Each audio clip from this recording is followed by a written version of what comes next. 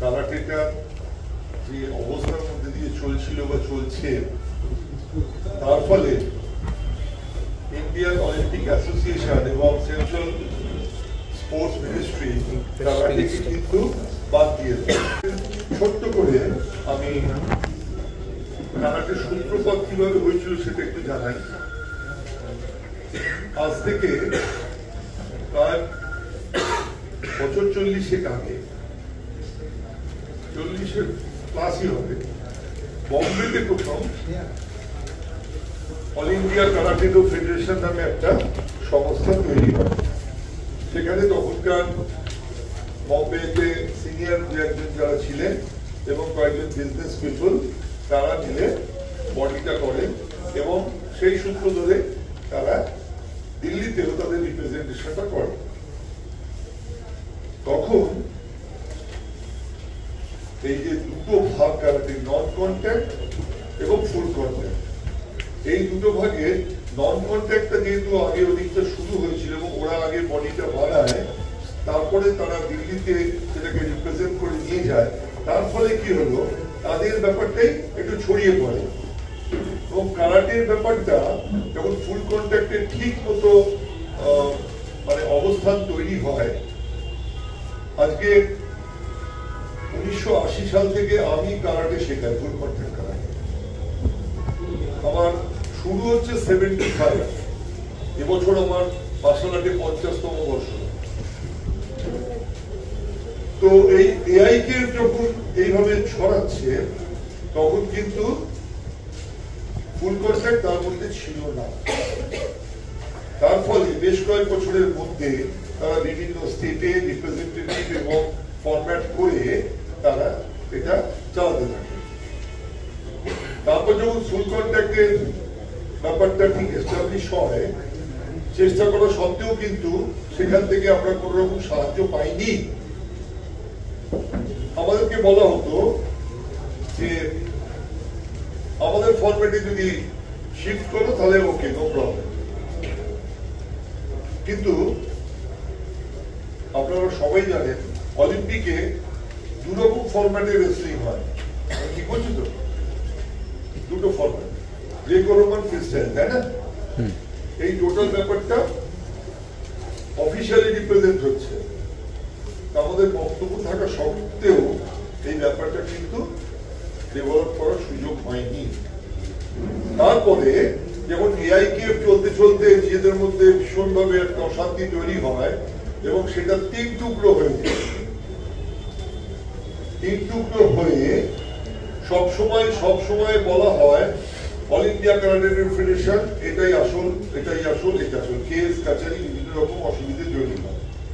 আমাদের সবসময় যেটা ছিল দৃষ্টিভঙ্গি, সেটা হচ্ছে আমরা একটা মানুষকে, একটা বাচ্চাকে যদি আমাদের কাছে আসে, তাকে আমরা মেন্টালি ফিজিক্যালি স্ট্রং তৈরি করব এবং সেলফ ডিফেন্স অ্যাসপেক্টে সে যেন দারুণ ভাবে নিজেকে ফেস করার জায়গায় নিয়ে যেতে পারে, সেইটাকে তৈরি করব।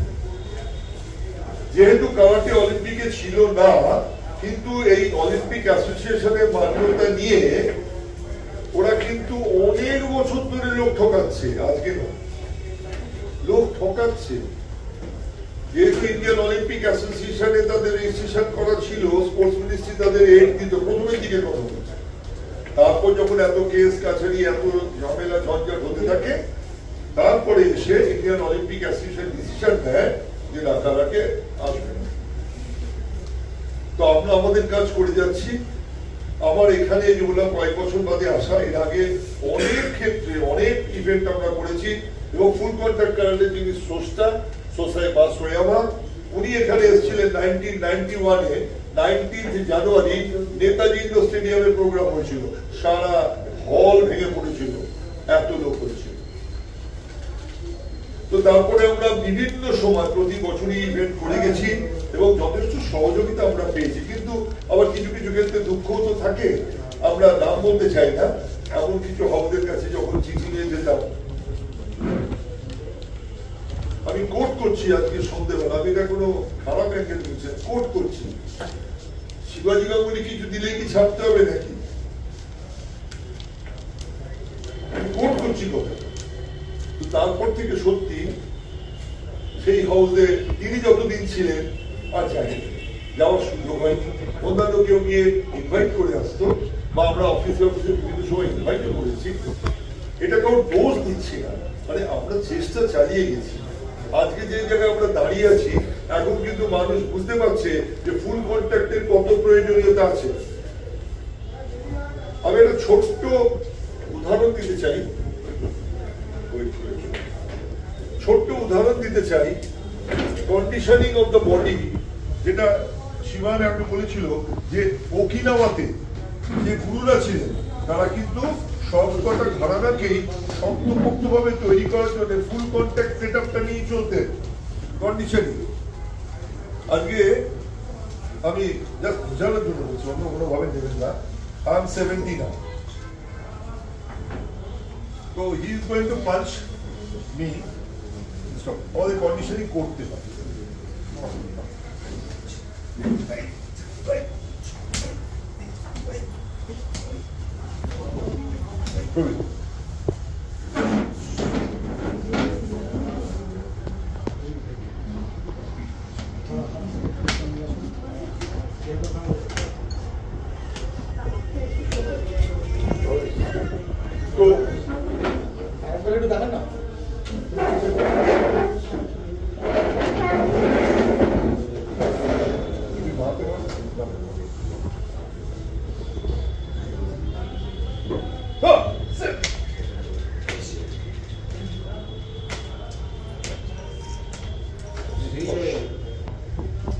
Thank you very much.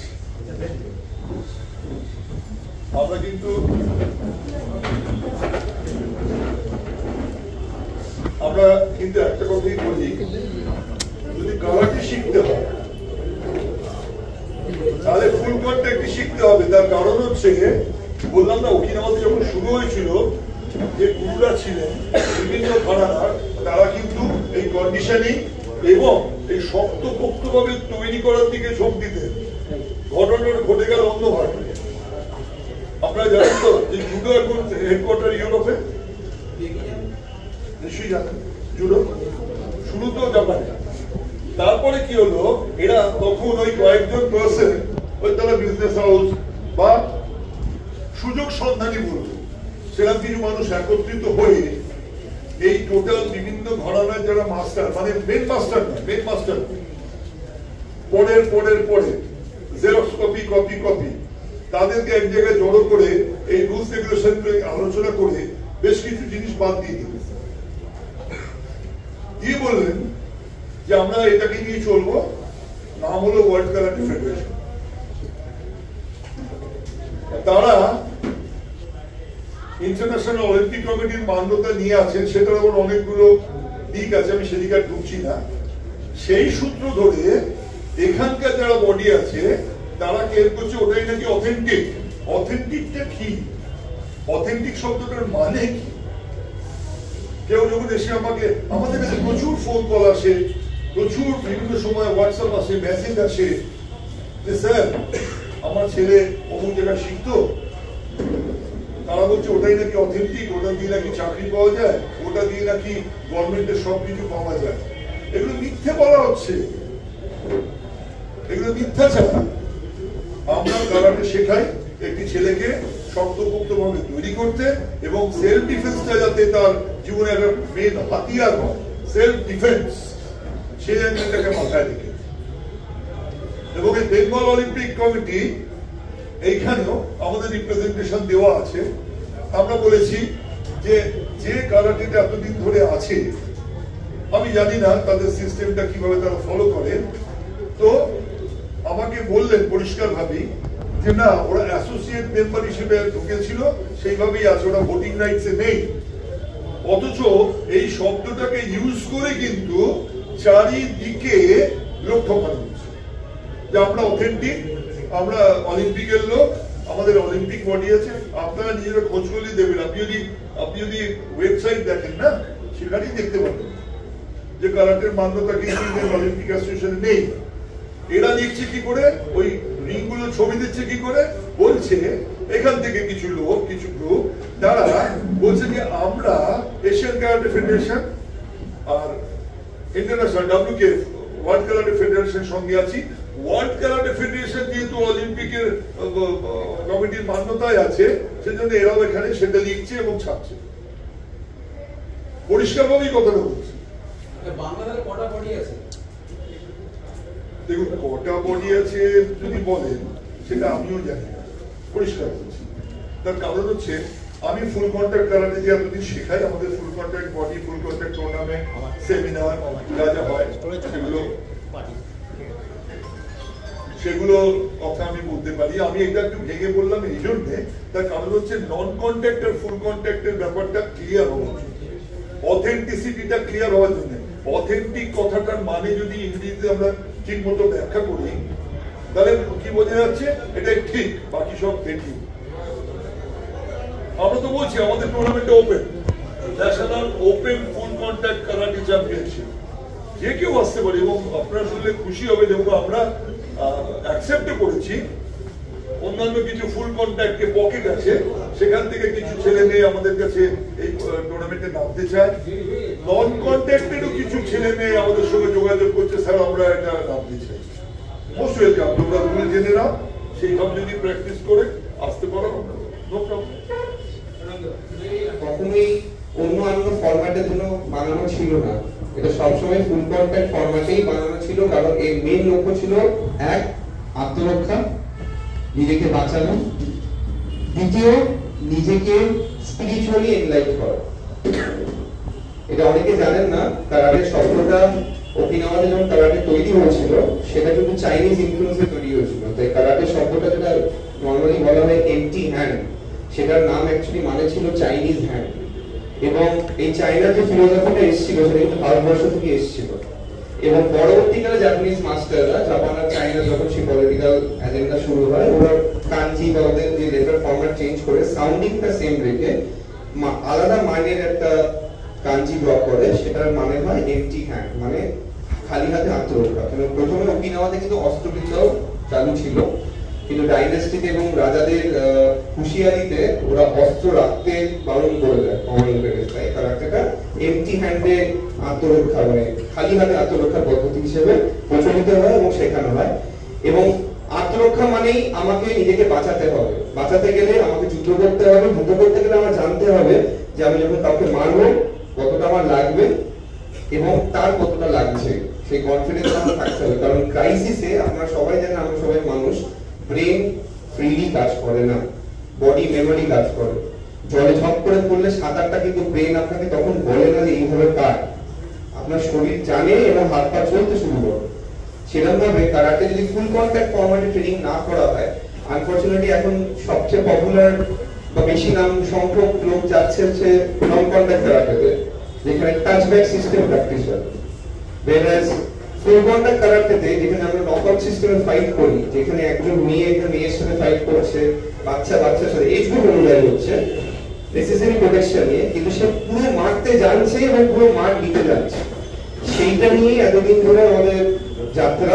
1980s থেকে আমার মানে আমরা লাকি যিনি আমার পিতা শ্রী শিবাজি গাঙ্গুলি, তো ওনার আন্ডারে আমাদের পুরো অর্গানাইজেশন গড়ে ওঠা, সেই জিনিসটা এগিয়ে যাওয়া। আজকে এত বছর বাদে ওনার 50 বছর হতে চলেছে এই জার্নিতে, এবং আমরা এই ইভেন্টটা ফুল কন্ট্যাক্ট ফরম্যাটে চালিয়ে যাচ্ছি এবং শিখিয়ে যাচ্ছি। শুরু হয় এবং আজ থেকে 40 বছর আগে তখন এত টিভি চ্যানেল, এত মিডিয়ার অস্তিত্ব ছিল না। যাদের বয়স আজ 50 বা 55, তারা ছোটবেলায় আনন্দ মেলায় শিশুদের, ছাত্রছাত্রীদের স্বাস্থ্য সংক্রান্ত বিষয়ে নিয়মিত লেখা করতেন শিবাজি গাঙ্গুলি, এবং একইভাবে এই বয়সে উনি মূলত ছাত্রছাত্রীদের দিকে তাকিয়ে তার কর্মকাণ্ড পরিচালনা করছেন। এবং 29 এবং 30 তারিখের যে প্রোগ্রাম আমাদের সাউথ সিটি ইন্টারন্যাশনাল স্কুলে, তার মূল কথা হচ্ছে যে আজকের যা সামগ্রিক পরিবেশ পরিস্থিতি আমাদের রাজ্যের এবং আমাদের দেশের, তাতে প্রত্যেকটি মানুষের, বিশেষ করে মহিলাদের সেলফ ডিফেন্স, আত্মরক্ষার জন্য তাদের ছাত্রী অবস্থা থেকে ক্যারেটের প্রশিক্ষণ নেওয়াটা অত্যন্ত জরুরি হয়ে পড়েছে। এই আবেদনকে রেখে জাপানের ডেপুটি কনসাল জেনারেল তিনি 29 বিকেল 4টের সময় এই অনুষ্ঠানটি উদ্বোধন করবেন। যদিও সকাল 9টা থেকে কম্পিটিশন গুলো শুরু হয়ে যাবে, কিন্তু ফর্মালি তিনি টাইম দিয়েছেন ইনোগ্রেশনের 29 নভেম্বর বিকেল 4টের সময় সাউথ সিটি ইন্টারন্যাশনাল স্কুলে।